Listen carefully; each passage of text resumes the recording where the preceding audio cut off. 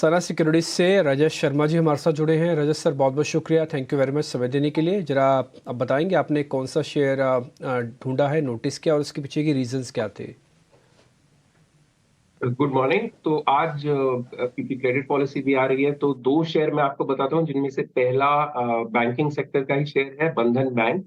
And इस share में जो चीज सबसे ज्यादा नोटिसेबल है वो ये है कि इस बैंक का पिछले 2-3 साल से क्रेडिट ग्रोथ से ज्यादा तेज डिपॉजिट्स का ग्रोथ हो रहा है। तो अगर आप इनके डिपॉजिट ग्रोथ देखो, क्रेडिट ग्रोथ से 30-40% ज्यादा स्पीड पे बढ़ रहे हैं, जो कि एक यूनिक केस है। ओवरऑल इंडिया में क्रेडिट ग्रोथ हमेशा डिपॉजिट ग्रोथ से ज्यादा रहा है, और इनका बहुत ही ज्यादा दिसंबर क्वार्टर तक तो पिछले साल के इनका 14% क्रेडिट ग्रोथ था और करीब 21% के करीब इनका डिपॉजिट ग्रोथ था।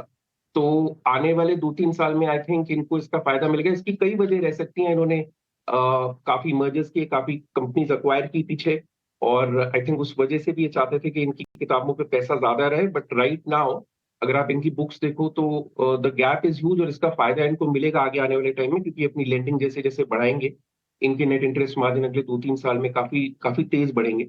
और वैल्यूएशन के लिहाज से भी अगर आप देखें तो ये शेयर बैंकिंग सेक्टर में वन ऑफ द चीपेस्ट, सबसे सस्ता शेयर है। 19 के प्राइस अर्निंग मल्टीपल पे ट्रेड कर रहा है। और जैसा मैंने कहा कि इन्होंने काफी कंपनीज अक्वायर की, पहले ग्रुप फाइनेंस, होम लेंडिंग में, फिर उसके बाद इन्होंने एसेट मैनेजमेंट में अपने बिजनेस को बढ़ाया। इन्होंने अर्स्टवाइल जो आईडीएफसी म्यूचुअल फंड था उसका फंड बिजनेस खरीदा, तो जो बंधन म्यूचुअल फंड अब हो गया है।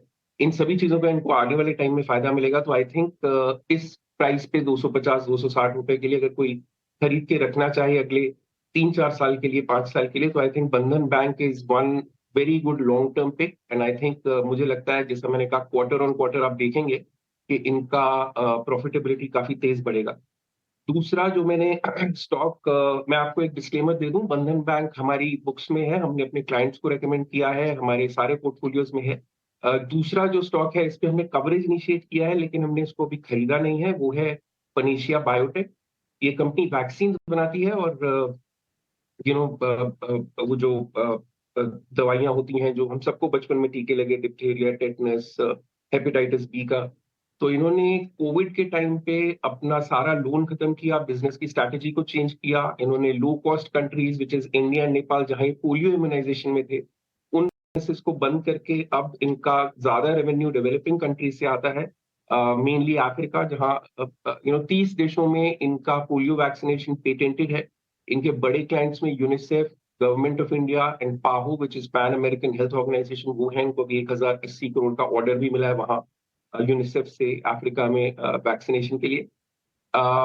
कोविड के बाद they got into a lot of futuristic vaccine development, जो आने वाले टाइम में बीमारियां आ सकती हैं उनके। तो अभी इनकी 3 दवाइयां हैं जो क्लिनिकल ट्रायल स्टेज 3 पे पहुंच चुकी हैं। एक डेंगू फीवर की, एक मोनोकोकल डिजीज की, Covovax. So any time now I think इनको परमिशन मिल जाएगी उन दवाइयों की। तो दूसरा मेरा स्टॉक है पनेशिया बायोटेक, अभी 177 रुपए पे चल रहा है। कल ये शेयर 6% ऊपर भी हुआ, लेकिन हमने अभी सिर्फ इस पे कवरेज इनिशिएट किया है, ये हमने बाय के लिए नहीं रिकमेंड किया, but I like this stock a lot. क्या है, तो ये आपके आज के कुछ ट्रेडिंग इन्वेस्टमेंट आइडियाज जो पोर्टफोलियो में होने चाहिए, बंधन बैंक और पनेशिया बायोटेक। बहुत बहुत शुक्रिया रजत, आज समय देने के लिए और ये दोनों स्टॉक्स के पीछे आपका रैशनल भी हमें समझाने के लिए बहुत बहुत शुक्रिया।